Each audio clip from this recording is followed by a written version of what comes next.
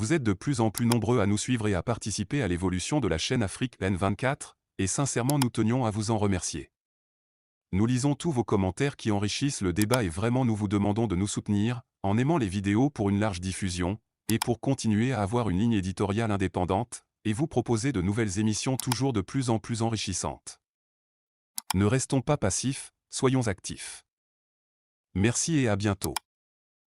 Togo, Faure Gnassingbé nommé président du Conseil des ministres.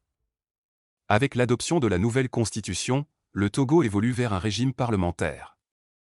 La gestion du pays est désormais confiée à un président du Conseil des ministres, PCM, bien que le président de la République, chef de l'État, conserve un rôle honorifique dépourvu de réels pouvoirs exécutifs. Suite aux récentes élections législatives, le parti au pouvoir, Union pour la République, UNIR, a obtenu 108 des 113 sièges. En conséquence, UNIR a désigné Faure Gnassingbé comme président du Conseil des ministres. L'annonce a été faite par Gilbert Bawara, ministre de la Fonction publique, du Travail et du Dialogue social. Lors d'une interview sur New World TV, ce proche collaborateur de Faure Gnassingbé a détaillé les implications de la nouvelle constitution.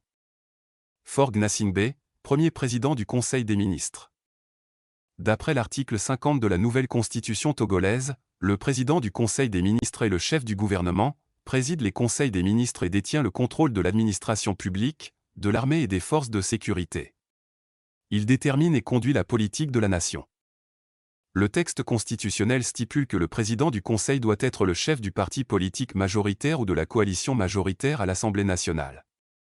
La désignation du président du Conseil est pratiquement automatique puisque la Constitution stipule que c'est le président du parti politique majoritaire ou de la coalition majoritaire à l'Assemblée nationale qui est désigné. Actuellement, le président du parti UNIR est Faure Gnassingbé. Par conséquent, c'est lui qui est désigné comme président du Conseil, a expliqué Gilbert Bawara. Un nouveau rôle pour Faure Gnassingbé.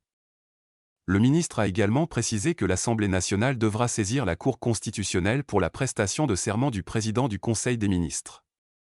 Le premier président du Conseil des ministres au Togo sera Faure Essozima Gnassingbé, conformément à la Constitution. Ce n'est pas une question de son désir personnel, mais une exigence constitutionnelle qu'il respecte, a ajouté M. Bawara. Implications et perspectives. Pour le gouvernement togolais, la nouvelle constitution, bien que rejetée par certaines organisations de la société civile et des partis d'opposition, vise à renforcer la stabilité et l'efficacité de la gouvernance en concentrant les responsabilités exécutives sous une seule autorité. Cela devrait permettre une meilleure coordination entre les différentes branches du gouvernement et les forces armées. Les partisans de cette réforme affirment que le nouveau cadre constitutionnel permet une gouvernance plus structurée et centralisée, avec pour objectif de répondre plus efficacement aux défis nationaux. Cependant, les opposants y voient une manœuvre pour permettre à Faure Gnassingbé de continuer à diriger le Togo sous un nouveau titre. Les observateurs attendent de voir comment cette transition se traduira concrètement dans la gestion quotidienne du pays et quels seront les impacts à long terme sur le développement et la stabilité du Togo. Likez la vidéo si ce n'est pas déjà fait. Laissez aussi votre point de vue en commentaire. Abonnez-vous et cliquez aussi sur la petite cloche de notification pour ne rien rater de nos prochaines vidéos. N'oubliez pas de partager aussi la vidéo et de la liker.